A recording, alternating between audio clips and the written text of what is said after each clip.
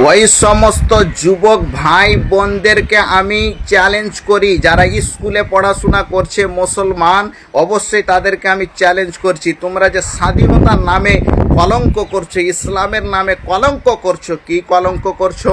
একজন যুবক একজন যুবতীর শরীরে স্পষ্ট করছো, রং মাখামাখি করছো, তাই তোমরা কলঙ্ক করছো। তাই এই আয়াতটাকে কোরআন শরীফের সূরা বানী ইসরাঈলের 32 নম্বর আয়াতটাকে খেয়াল করুন। ওয়ালা তাকরাবুজ জিনা, মহান আল্লাহ তাআলা বলছে তোমরা জেনার দিকে যেও না।